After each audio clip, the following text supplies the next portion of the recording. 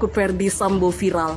Ismail Bolong jadi bukti praktek kemunafikan isi lop. Apa yang dikatakan Ismail Bolong itu benar adanya, maka ini terjadi pidana suap dan melibatkan elit polisi yang besar, gitu kan, bintang 3 gitu kan. Terus Kapolda, Wakapolda, para direktur dan lain-lain. Jadi ini lebih besar dari Sambo gitu kasusnya kan. Lebih besar dari Sambo ya? Iya, jelas ini pidana. Kenapa? Siapa yang terkena ini suap kan korupsi.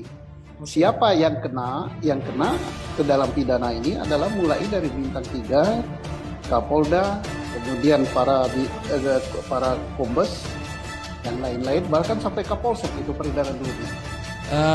Kalau kita ingin bersih-bersih, and then pastikan ya, you are part of the problem, part of the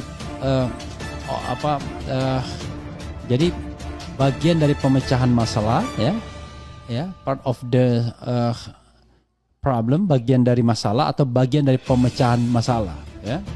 Jadi part of the problem solving. Tapi kalau bagian dari masalah, ya susah kita untuk melakukan praktik bersih-bersih, itu satu hal. Yang kedua, memang perlu keberanian luar biasa untuk mengutak-atik soal tambang liar ini, yang barangkali backingnya tidak hanya bawahan Kapolri, jangan-jangan ada orang yang lebih besar dari Kapolri. Yang jelas ada hambatan-hambatan di dalam secara struktural ya, karena ini tidak bisa dipungkir, ini ada kelompok Sambo sendiri nih yang seperti menjadi kerajaan Polri sendiri di dalamnya, seperti Submabes lainnya yang sangat berkuasa, dan ini yang menghalang-halangi sebenarnya. Pak Mahfud kan bicara kerajaan ya, berarti itu lebih besar loh ya. Kalau saya menyebut geng, karena ini memang ada kelompok ya yang punya perilaku melanggar hukum ya. Nah, siapa-siapa saja, saya memetakannya begini ya. Sambo pertama, FS dengan ajudannya itu yang 3 orang ya. Kemudian di luar itu adalah 35 orang yang kena PTDH dan juga termasuk yang mungkin ya 60 PTDH yang kena pemeriksaan kode etik. Mungkin juga di sana ada obstruction of justice dan mungkin yang termasuk 62 yang diperiksa ya. Mungkin termasuk. Nah ini kan geng, bisa dikatakan geng. Kalau kita menyebut sebagai kerajaan, saya nggak bisa menjelaskan. Mungkin Pak Mahfud ya. Nah kerja mereka geng itu kan melakukan satu tindakan kejahatan atau pelanggaran hukum yang ditutup lagi dengan tindakan melanggar hukum. Jadi seperti itu, menyuap, melobi, ya, membuat cerita bohong, ya, kemudian juga mengintimidasi, ya, kemudian juga mungkin akan menggunakan pihak-pihak lain menyerang setiap pihak yang mengganggu dia, ya, mengganggu dia. Polisi jadi pelindung kejahatan. Kapolri takut Verdi Sambo viral. Ismail Bolong jadi bukti praktek kemunafikan isi lop. Jurnal 99 mengabarkan untuk Anda. Kasus Ismail Bolong, YLBHI. Polisi jadi pelindung pelaku kejahatan, Tempo.com.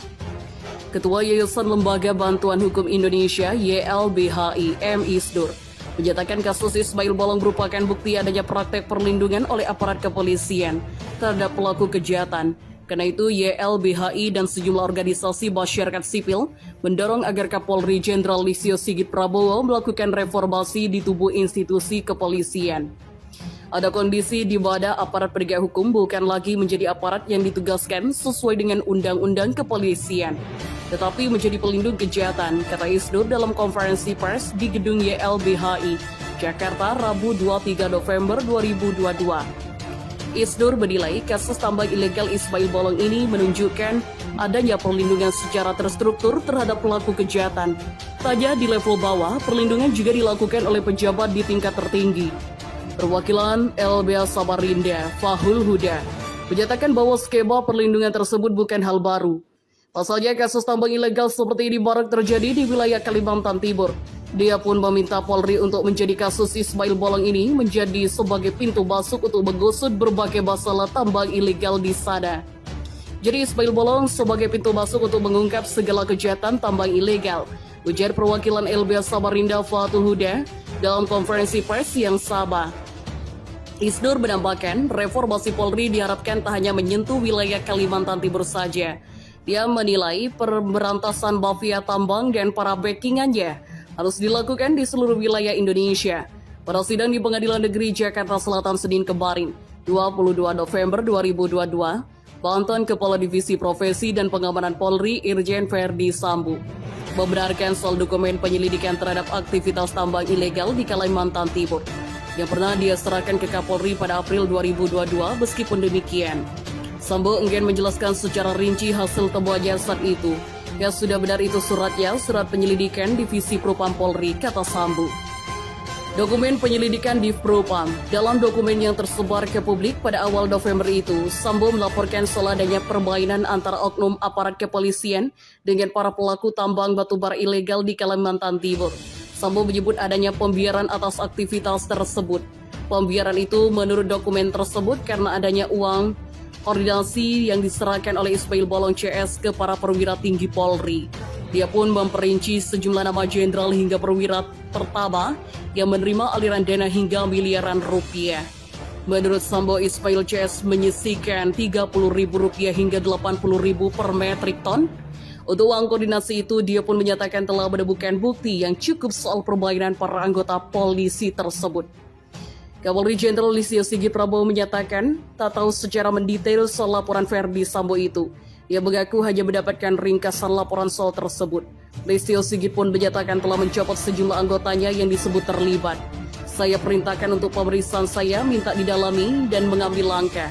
Kami sudah copot Kepala Polda Kalimantan Timur dan para pejabat terkait saat itu, kata Sigit kepada majalah Tempo Jumat 18 November 2022. Supaya lebih jelas, lebih baik tangkap saja, kata Kapolri. Zara mengunggah postingan di akun Twitternya.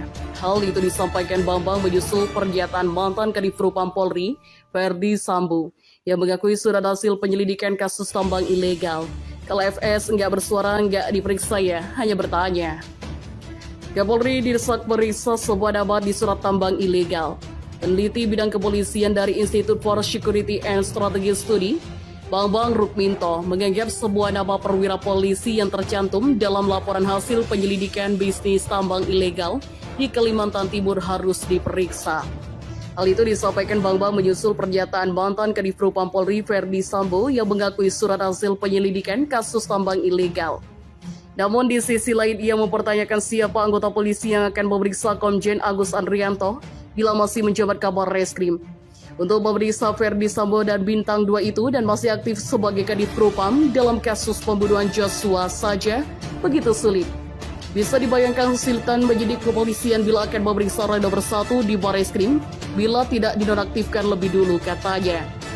Sebelumnya, Menko Polhukam Mahfud MD menyebutkan para Jenderal Korps Bayangkara kini tengah terlibat perang bintang. Para Jenderal Polri kini mulai saling membuka kartu truf. Pemerintah, kata Mahfud, akan menggandeng Komisi Pemberantasan Korupsi untuk mengungkap kabar dugaan kasus mafia tambang buntut pengakuan Ismail. Terlebih pihaknya juga mengaku masih menemukan aduan serupa hingga saat ini. Nanti saya koordinasi dengan KPK untuk membuka file tentang modus korupsi dan mafia di pertimbangan perikanan, kehutanan, pangan, dan lain-lain, katanya. Selain itu ada juga penerimaan uang koordinasi dari para pengusaha tambang ilegal kepada Kombes Pol Budi Haryanto dan Komjen Pol Agus Andrianto. Pembahasan terkait mafia tambang kembali diperbincangkan usai gaduh video purnawirawan polisi berpangkat Aibtu Ismail Bolong mengatakan ada uang setoran untuk Agus. Jadi dalam hal ini saya klarifikasi, saya tak pernah berikan uang kepada Kabar Reskrim, apalagi bertemu Kabar Reskrim, kata Ismail dalam video terbarunya. Mohon pada pihak terkait, pihak yang berwajib untuk mengklarifikasi kebenaran berita ini. Kami hanya melansir